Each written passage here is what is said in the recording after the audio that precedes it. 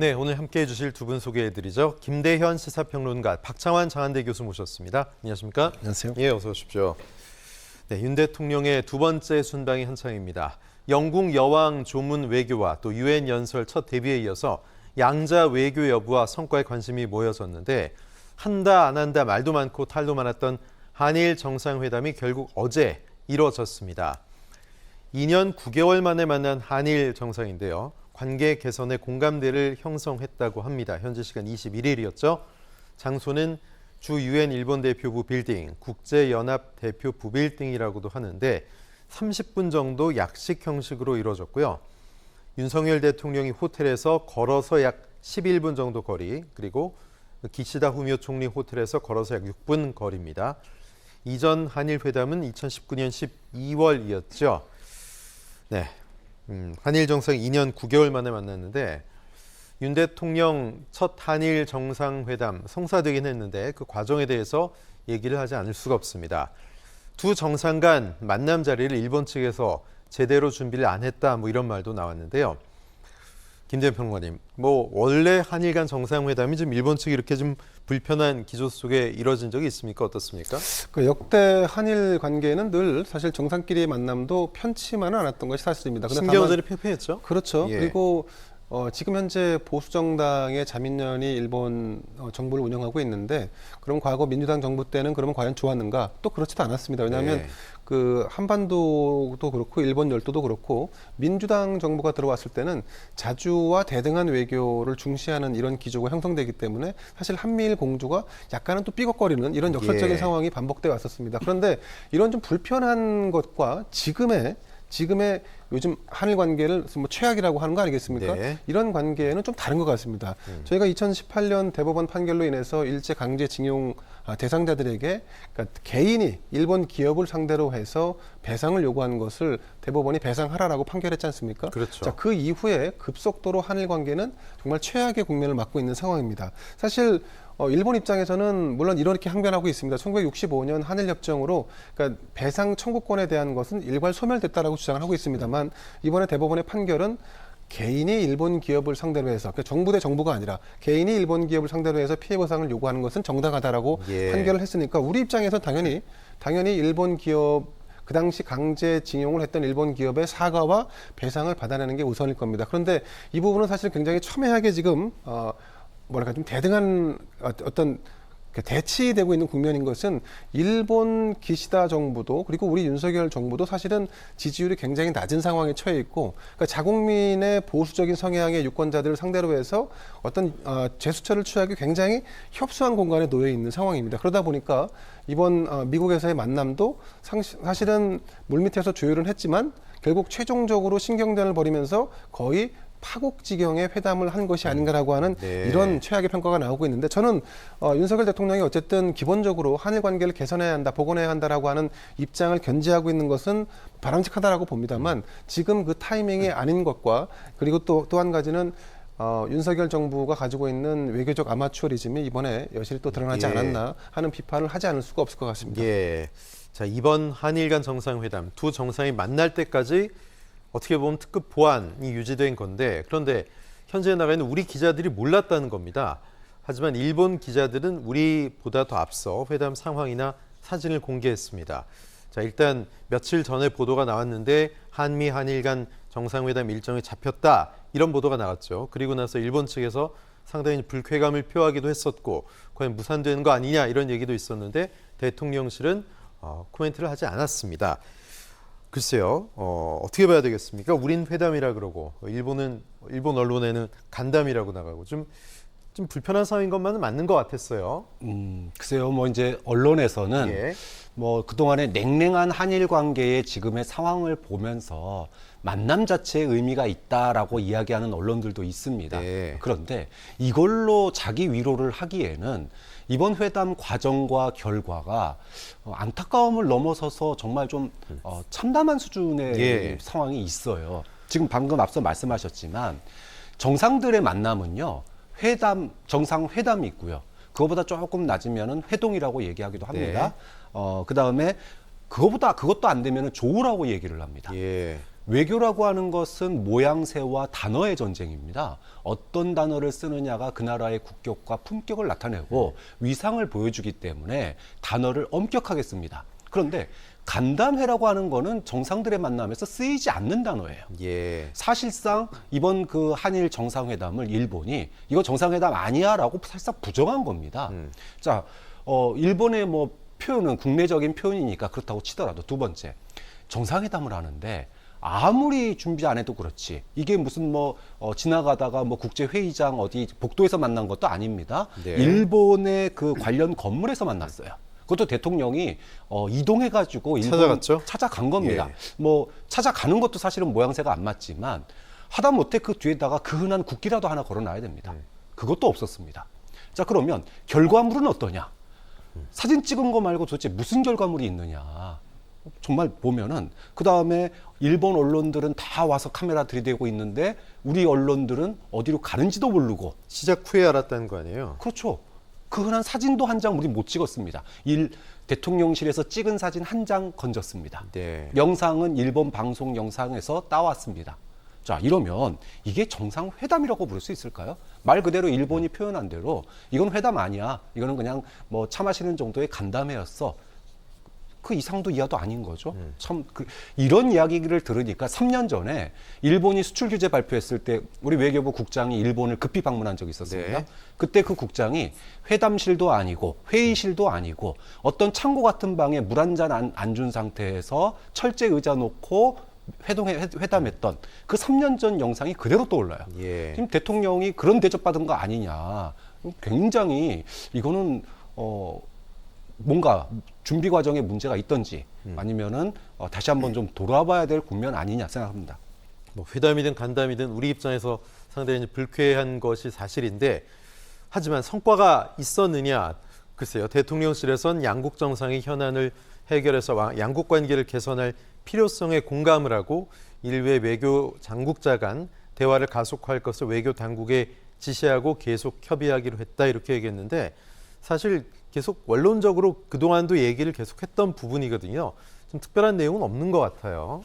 그러니까 2년 9개월 동안 안 만나다가 만났으니까 의미가 있다 그러는데 아니 지난 2년 9개월 동안 뭐 만나기 싫어서 안 만난 거 아니지 않습니까? 네. 그리고 관계 개선의 필요성에 양측이 공감하지 않아서 안 만난 것도 아닙니다. 북핵 문제에 대해서 우려하고 공유하고 공조하기 싫어서 안 만난 것도 아닙니다. 예. 이거는 이미 한일 관계에 있어서 어느 정도의 공조들은 다 돼 있어요. 문제는 만났을 때 해법이 보이지 않기 때문입니다. 일본에서 지금 회담이라고 하는 용어를 안 쓰는 것은 문제는 한국에 있는데 왜 우리가 그 문제의 해법을 한국이 가져오지 않는데 우리가 왜 만나냐 때문에 일본이 지금 저렇게 우리 회동이라는 표현도 제대로 안 쓰는 거거든요. 그럼 우리는 마찬가지죠. 우리도 외교라고 하는 거는 국내 정치의 연장선입니다. 자, 그러면 그럼에도 불구하고 모양새를 만들려면 뭔가 극적인 탑다운 방식의 돌파구를 마련하는 기회를 만들고 예. 그 기회를 통해서 작은 변화라도 느껴져야 되는데 이번 만남을 통해서 어떤 그 작은 변화 그조차도 느낄 수가 없다라는 거예요. 3년 전 수출 규제 당시에 냉랭했던 관계를 대통령이 국민을 대표하는 대통령이 그런 꼴을 또 당하고 있다라고 생각을 하면 오히려 국민들을 화나게 하는 장면이 될 수도 있다. 좀 그런 측면에서 과연 이게 잘하는 회담이냐 아니한만 못한 회담 아니냐 이런 얘기가 나올 수밖에 없는 부분이 있다고 봅니다. 예, 30분 얘기했으면 뭐 통역 감안하면 15분 많아도 20분 얘기 못했다는 얘기인데 성과에 대해서도 정치권 공방이 치열합니다. 자, 정진석 비대위원장은 윤 정부가 들어선 후 한일 관계에 큰 변화가 있다. 머지않아 비자 면제 조치 복원 실시할 것으로 보인다. 박홍근 민주당 원내대표는 강제징용 등 과거사 문제에 대한 진전은 전혀 없었다. 빈손, 비굴 외교 우려가 현실로 드러났다 이렇게 얘기했습니다. 지금 정진석 위원장 발언은 사실 비자 면제 조치 이거는 이 만남이 아니어도 일본이 하려는 모양새가 좀 있었던 게 아니냐 이런 얘기도 나오고 사실 우리나라에만 이렇게 한 게 아니라 코로나 때문에 아예 문을 닫아 걸었던 건데 이게 어떤 성과라고 보기에는 좀 부족한 측면도 있어 보여요. 어떻게 보십니까? 그러니까 뭐 숙제를 못 해놓고 마치 약간 숙제는 하지 않았느냐라고 하는 이런 옹색한 변명을 하다 보니까 이런 얘기를 하는 것 같아요. 네. 이를테면 비자 면제 조치 같은 거는 그 실무적 그리고 일상적 사안이라고 한다면 지금 우리가 한일 관계 복원을 위해서 넘어야 할 역사적 현안, 한일 이 관계 복원을 위해서 반드시 해결해야 할 부분들은 전혀 타치하지 못했다. 근데 사실은 국제관계라는 게 정상의 만남이라는 게 민감한 부분들을 쉽게 건드리기는 어려운 부분이 있습니다. 네. 자, 그런 측면에서 본다 그러면 어쨌든 윤석열 대통령이 한일 관계 복원을 위해서 일정 정도 적극적인 의지를 표명했다는 점 정도는 우리가 평가할 만하다. 다만 일본의 얍삽한 외교적 어떤 신경전에 예. 조금 되치기를 당한 게 아닌가 하는 느낌도 없지 않아 있습니다. 사실 주제하다시피 한일 관계 복원의 목적은 이렇습니다. 한미일 공조를 공고히 하고 그리고 북핵 위기를 공동 대응하고 나아가서 지금 국제적으로 이제 경제가 침체되고 있는데 이 상황을 극복하자는 이런 차원일 겁니다. 그래서 네. 역사적인 현안과 또 경제 안보적 이런 실무적 차원의 접근 이거를 줄타기를 잘할 필요가 있는데 지금 현재는 사실 이렇게 이제 볼품 없이 정상회담이 끝나다 보니까 아무것도 한 게 없지 않느냐라는 식의 비판만 받을 수밖에 없는 건데 예. 조금 멀리 보고 관계 개선 이후에 이런 부분들 현안까지 좀 접근할 수 있는 순차적인 노력이 좀 필요하다 이렇게 봅니다. 예, 즉 일각에서는 뭐 사전에 우리가 한일 정상회담을 할 거다라고 얘기를 했기 때문에 일본 측이 이렇게 소홀하게 준비를 하고 이렇게 나온 게 아니냐 이렇게 본 시각도 있는데 만약에 그런 사실을 공개하지 않고 끝까지 양국 간 협의를 했더라면 어땠을까 하는 가정도 좀 들거든요. 어떻게 보세요? 그거는요. 저는 뭐 그거는 계란이 먼저나 닭이 먼저냐의 차이일 네. 뿐 별 차이는 없을 것 같습니다. 사실은 예. 일본이 외교적 전술 전략 차원에서 그런 신경전을 벌였던 거고 우리가 그 신경전에 사실은 보기 좋게 조금 당한 격이 된 거 아니겠습니까? 네, 말린 거죠. 말린 거죠. 저는 예. 그런 측면에서 보면 여전히 또 우리 정부의 외교적 대응이 좀 미숙한 부분은 뭐 인정하지 않을 수가 없지만 한편으로는 일본의 저렇게 외교적 신경전을 벌이는 부분에 대해서 사실 우리는 통 크게 적극적으로 했는데 일본이 옹졸함을 보였다라고 하는 이런 평가도 사실은 나중에 한번 받을 만하지 않을까 하는 생각을 해봅니다. 예. 이번엔 한미 정상회담 얘기를 좀 해볼 텐데요. 순방 전부터 한일 간 정상회담이 잡혀 있다 이렇게 얘기를 했는데 엄밀히 말해서 한미 정상회담은 없었습니다. 한미 정상회담 불발은 뭐 바이든 대통령의 불가피한 일정 때문에 그랬다. 뭐 이렇게 얘기가 흘러가는 것 같은데 그렇게 보십니까? 자, 이게 이제 바이든 대통령의 선택의 문제로 귀결된 거 아니겠습니까? 예. 결국은 바이든이 한국의 윤석열 대통령을 만날 것이냐 만나지 않을 것이냐 그 선택권은 우리에게 없었고 바이든에게 오로지 의지하거나 의존할 수밖에 없는 이런 외교적 상황을 만든 우리 외교 당국의 미흡한 점을 지적하지 않을 수가 없습니다. 또 그럼 한 한미 네. 정상회담 잡혔다. 이 얘기는 왜 나왔던 걸까요? 아니, 섣불리.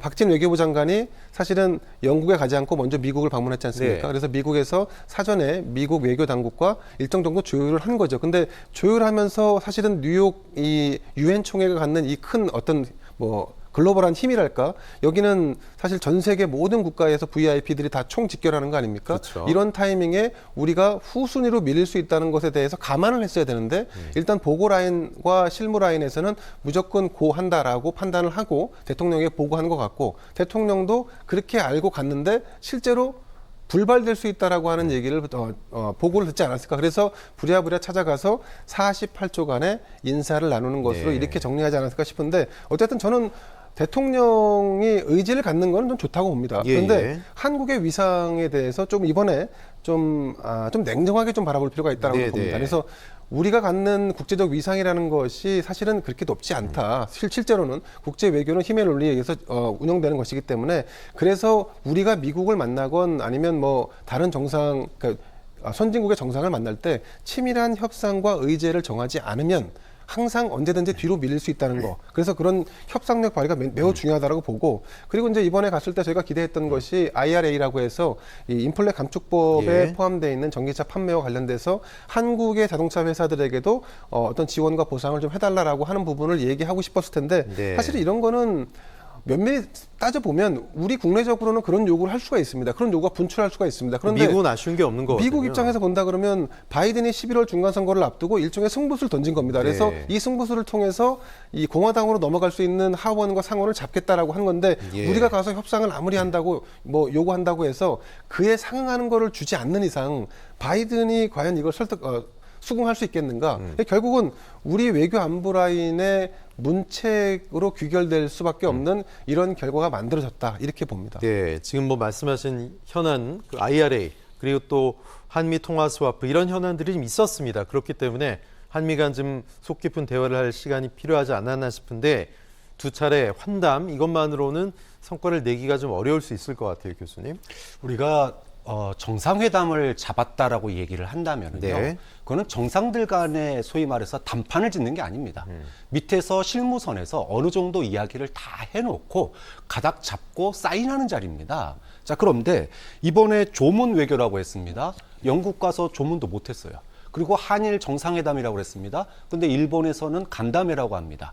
자, 미국 한미 정상회담 좋습니다. 뭐 힘센 나라의 대통령이 뭐 시간이 안 돼서 못 만난다니까 할 말은 없습니다. 그렇더라도 우리가 소위 중국과 미국 사이에서 미국 편 들었지 않습니까? 근데 뒤통수 맞았어요. 반도체, 전기차.